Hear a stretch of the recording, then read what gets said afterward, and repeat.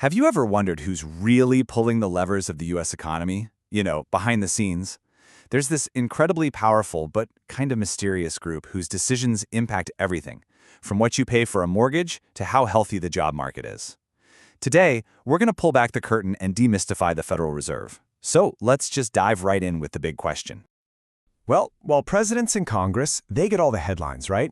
The real answer is often the small group of economists and bankers, and they operate with a level of independence that might actually surprise you. Their main job? To keep our economic ship steady and sailing in the right direction. So here's our game plan. We'll look at the Fed's two main jobs, the tools they use to do them, the insane balancing act they're constantly performing, why it's their surprises that really shake up the markets, and finally, what all this means for you and your wallet. All right, first things first. What is the Fed even trying to do? Well, Congress gave them a very specific mission, and it all boils down to what's known as the dual mandate. It sounds pretty straightforward, doesn't it? Maximum employment and stable prices. These two goals, they're like the North Stars for every single decision the Fed makes. Think of them as the two pillars holding up the entire operation. But, and this is a big but, here's where it gets tricky. There's this natural tension between those two goals.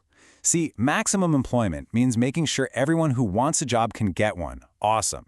But stable prices means fighting inflation, keeping costs from spiraling out of control. And sometimes, the very things you do to boost jobs can actually cause prices to rise, and vice versa. It is a constant, high-stakes tightrope walk. And to make that stable prices goal a little less, fuzzy, the Fed actually put a number on it.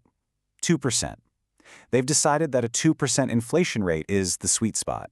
It's just enough to keep the economy humming along, but not so high that it's eating away at the value of your savings. Okay, so if those are the goals, how in the world does the Fed actually try to hit them? That brings us to their toolkit, the powerful economic levers they get to pull. Right, so who are these people? It's not just one person sitting in a room making a call. Nope, these huge decisions are made by a committee that gets together 8 times a year to really hash out what's going on with the economy. And this is them, the Federal Open Market Committee, or the FOMC. Now, you don't have to memorize the names, but the key thing to know is that it's a 12-member group. It's a mix of governors based in Washington, D.C., and presidents from regional Fed banks across the country. And these are the folks who meet up to put their hands on those economic levers. And this right here, this is their biggest lever, their main tool, the federal funds rate. The best way to think about it is as the bedrock interest rate for the entire U.S. financial system.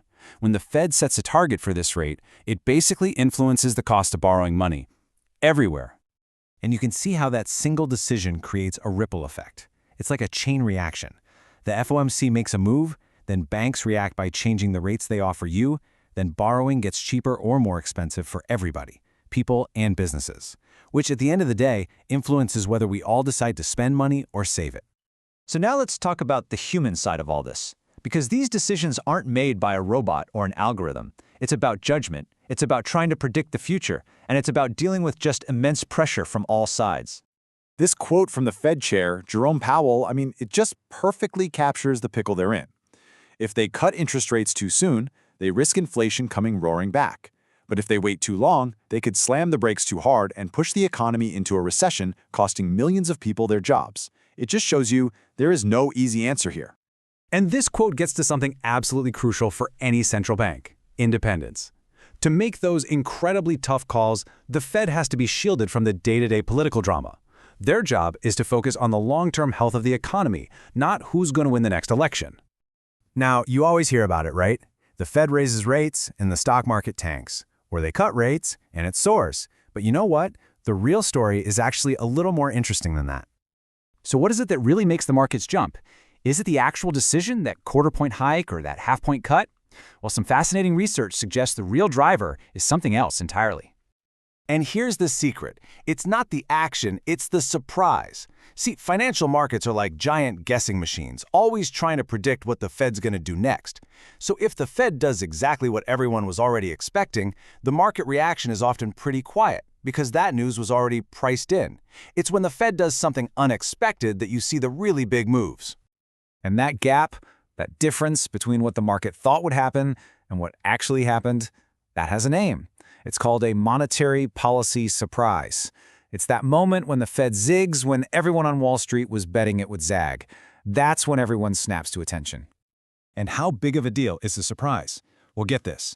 One major study found that an unexpected 1% interest rate hike was linked, on average, with the stock market dropping almost 4.7% in a single day. That just shows you how much power there is in doing the unexpected. Okay, so we've talked about the big mission, the tools they use, and how they can shock the markets. But let's bring this all back down to earth. Why should you care? How does this actually affect your life? Honestly, this is probably the simplest and best way to think about it. When the Fed wants to speed things up, they ease policy. That's like hitting the gas.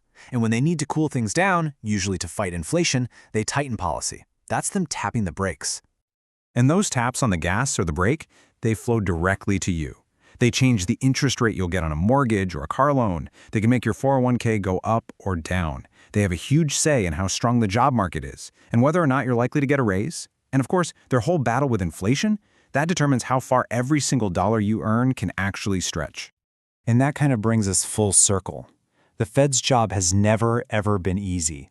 But when you think about everything going on in the world, global conflicts, new technology changing everything, political chaos, you have to wonder, is navigating that dual mandate, that tightrope walk between jobs and inflation, becoming the hardest act in all of economics? It's definitely something to think about.